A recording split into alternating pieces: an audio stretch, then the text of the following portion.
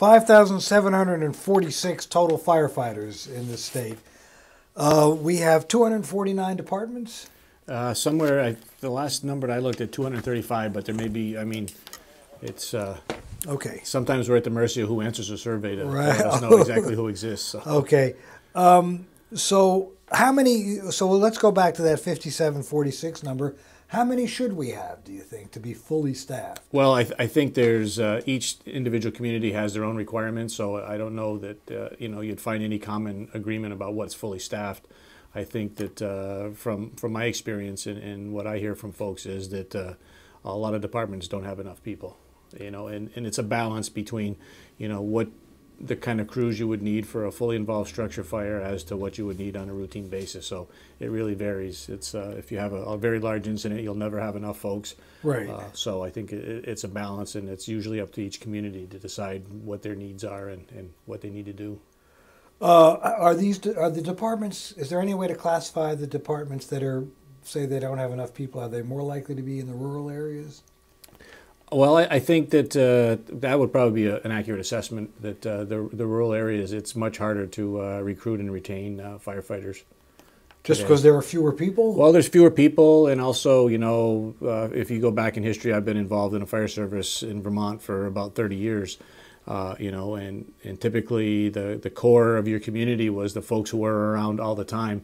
And as demographics has changed and job opportunities have changed, typically the people who work in a community or live in a community don't necessarily work there, so it takes them out of the community for large periods of time, and that really puts a strain on the local department.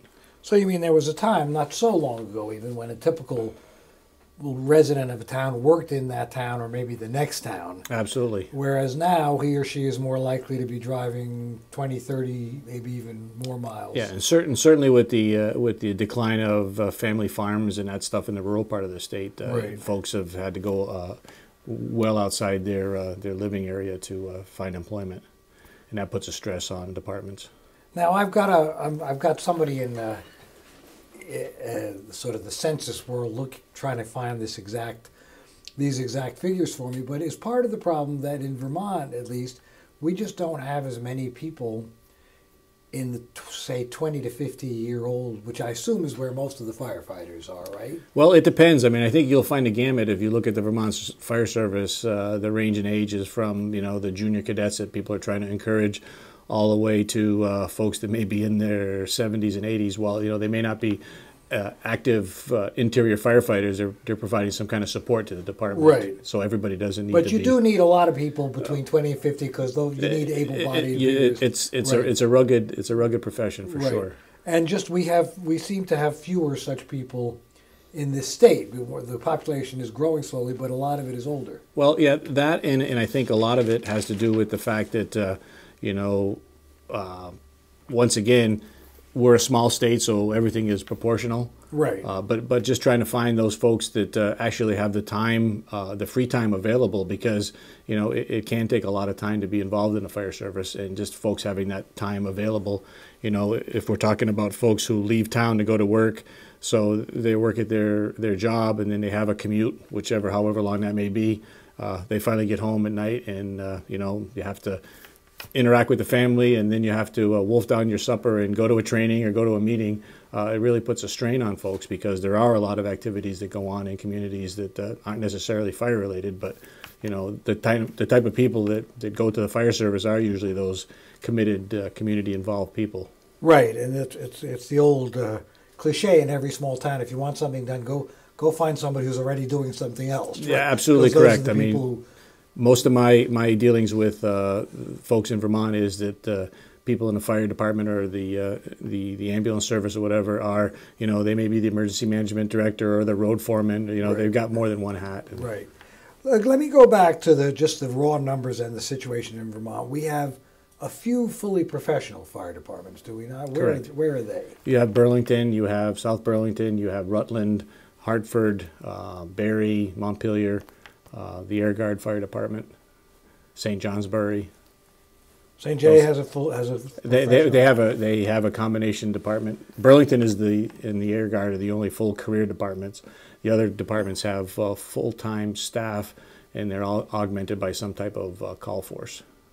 So it's sort of a full-time nucleus. They call it's a combination department is what it's Right, a classified as. combination. And but the rest are volunteers. That's correct. Now, when we're talking volunteers here, we're talking volunteers, or do some people get a little pay? There are a number of departments that are that have a stipend.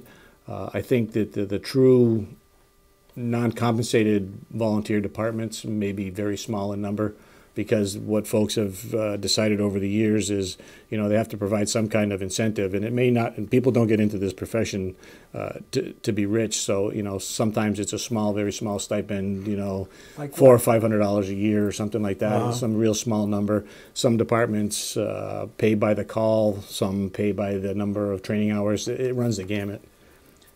How many training hours are there?